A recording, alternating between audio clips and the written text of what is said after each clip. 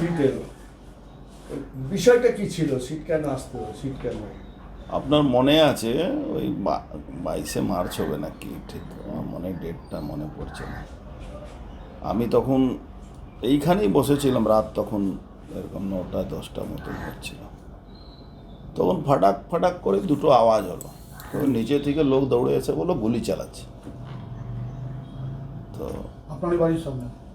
এই বাড়ির পিছনে, এই গলিতে, বাড়ির পাশে? এই বাড়ির পাশে, মানে এখান থেকে 100 ফুট হবে না আমার এক ভাইপো বাড়ির সামনে।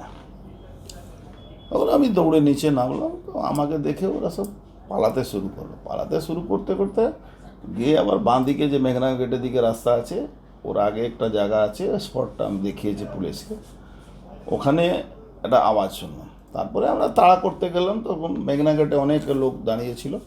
তখন দুদিকে ও পালাবার পরে ওই আমরা ওই শ্রীমন্দির গলি মোড় অব্দি গেছি, ওখানে দেখলাম একটা লোক পড়ে আছে। হ্যাঁ, মেঘনা গেটে পালাবার সময় ওরা ফায়ারিং করতে করতে পালাচ্ছিল, মানে একটু দূরে। আমাদের তো, আমরা শক্তি করে বলতে গেলে আমরা তো ওদেরকে পালাতে দেখেছি, সামনাসামনি পড়েনি। এবার ফায়ারিং করতে করতে ওরা পালাচ্ছিল, আবার 5-7টা গুলি যায়। তখন আমরা পুলিশও ছিল। আমি পুলিশকে বললাম, আপনাদের সামনে গুলি চলছে, আপনারা কী করছেন এখানে? আমরা ওই শ্রীমন্দির গলি কাছে পৌঁছোই, তখন দেখলাম ডান দিকে একটা ছেলে পড়ে আছে, পায়ে চোট লেগেছে। একটা ছেলে ওকে কাঁধায় হাত ধরে নিয়ে গেছে। তো কী হয়েছে?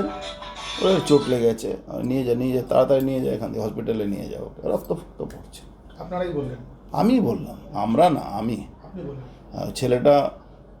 ছেলের নামটা জানি না, ওর বাবা ঝগড়ু বলে নাম ছিল, ওরই ছেলে আছে।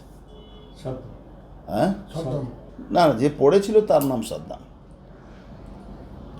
এবার যতটুক খবর আছে, সাদ্দাম নিজে কোমরে ওর পিস্তল ছিল, ওই ফায়ার হয়েছিল, কি যেভাবে অ্যাঙ্গেল, যেভাবে ওর গুলি লেগেছিল, ওরই হয়েছিল।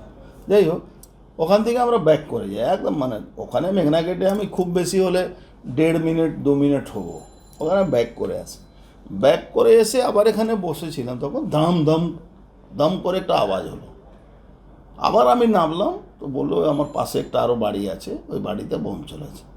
ওখানে যখন যাই, টালি ফালি ভেঙে পড়েছিল। আর পাশে বাড়ি থেকেও আমার কাকার ছেলের বাড়ি আছে, ওখানে থেকে লোক দৌড়ে এলো, বলে এখানে একটা বোম পড়েছে, বাস্ট করিনি। আমাদের কাছে ছবি এখনও আছে। তখন আমরা গিয়ে ওখানে দেখি, তারপরে এখানে এসে তখন এফআইআর। তো এফআইআর তো আমাদের নেয়নি, আমাদের কোর্টে যেতে হলো। আবার কোর্ট থেকে অর্ডার, 8 মাস পরে অর্ডার হলো, তখন থানায় গিয়ে সেদিন আপনারাও ছিলেন, আমি এফআইআর করেছি। আজকে ওর এগেনস্টে কোর্টের অর্ডারে একটা সিট গঠন হয়েছে, সিট ইনকোয়ারি করতে এসেছিল। কারা কারা এসছে কলকাতা? কারা কারা এসেছিল আমি জানি না, সিট গঠন যাদেরকে দিয়ে করেছে তারাই ছিল। আমার নিচে এসে একটা চিঠিও দিয়েছিল আমাকে 2-3 দিন আগে, তো আমার খেয়াল ছিল না, আমি সাডেনলি এখানে ছিলাম। তো আমি নিচে গেলাম, ওরা আমাকে বললো কোন কোন জায়গায় ঘটনা ঘটেছে। একটা পয়েন্টে ওদের ছিল, বলছে আমি লিখেছি বিহাইন্ড দ্য মজদুর ভবন। তো বললো বিহাইন্ড কী করে হতে পারে? আমি যেখানে বসেছি আমার বিহাইন্ড বম চলেছে, আমার বিহাইন্ড বম চলেছে, গুলি চলেছে, তা আমি তো বিহাইন্ডই বলবো। কজনের টিম এসেছিল? কলকাতা গোয়েন্দা পুলিশের অনেক লোক ছিল, আমার মনে হচ্ছে 25-30 জন তো ছিল। পুলিশ এখনো আছে? এখনও আছে। ও যে জায়গায় স্পট আমি দেখিয়েছিলাম, একটা ক্যামেরা ইউজ করছে, লেজার ক্যামেরা, ওকে বলে 3D যেরকম সেন্ট্রাল এজেন্সিগুলো করে, ওইটাই। ক্যামেরা 3D ক্যামেরা আছে না কি আছে, আমার ঠিক টেকনিক্যাল ম্যাটার আমি বলতে পারবো না। হাইকোর্টের তত্ত্বাবধানে এত দেরি কেন দাদা? এত বড় একটা ঘটনা। তো এরা তো এফআইআর নেয়নি, তো এফআইআর তো হাইকোর্টে লড়ে আমাকে এফআইআর করাতে হলো, অথচ আমার নামে কেস স্টার্ট করে দিয়েছিল। আমি বারবার বলেছি আমার পক্ষ থেকে কোনো গুলিগালা চালানো হয়নি, আমার নামে কেস করেছে, আমাকে কোর্টে যেতে হলো। অথচ সেই দিন একটা সুমোটো মামলা করেছে, যার নামে আমি এফআইআর করেছিলাম, নমিত সিং আর টেলুয়া আর সাদ্দামের নামে, তারা পিস্তল কক করেছে, ওদের ক্যামেরাতে দেখা গেছে। তাদের মধ্যে একজনকে অ্যারেস্টও করেছিল, 2জনকে অ্যারেস্ট করিনি। মানে কীরকম একটা সরকার চলছে, কীরকম একটা পুলিশের সিস্টেম চলছে ভাবুন। আমি বলছি এরা গুলি চালিয়েছে, নিজের গুলিতে লেগেছে, আবার ওরা বলছে আমি নাকি চালিয়েছিলাম। এবার তখন ইনকোয়ারি করার পরে দেখছে আমার তো কোথাও নেই, কোনো এভিডেন্স নেই, সিসিটিভিতেও নেই, এভিডেন্সও নেই। আর রিয়েলি আমি যদি কোনো গুলি চালাতাম তা আমার তো লাইসেন্স আর্মস আছে, তা আমার বলতে কোনো অসুবিধা ছিল না।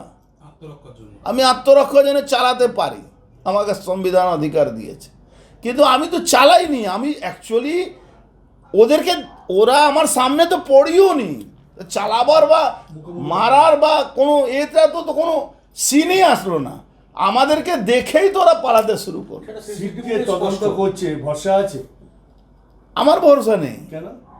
আমি তো আবার হাইকোর্টে যাব, এদের যা রিপোর্ট পাঠাবে আমি বলবো এদের কারা কি রিপোর্ট? এই পুলিশ, স্টেট পুলিশের সিটের উপরে আমার কোনো ভরসা নেই। আমি হাইকোর্ট দ্বারস্থ হবে, বলবো এখানে সিবিআইকে বা এনআইএকেও ইনভলভ করা হোক। এদের উপরে কি ভরসা করবেন আপনি বলুন?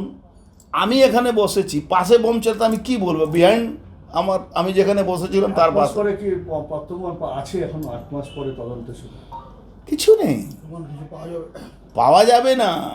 কিন্তু আচ্ছা 8 মাস পরে বোমের স্পট কি পাওয়া যাবে? কতবার বৃষ্টি হয়েছে, কতবার হয়েছে, মানে সবটাই ছেলে খেলা। তাহলে ওই জন্য আপনি বলতে যাচ্ছেন তার কোর্টের নির্দেশিকার জন্য ফর্মালিটি বাস, জাস্ট লাইক ফর্মালিটি।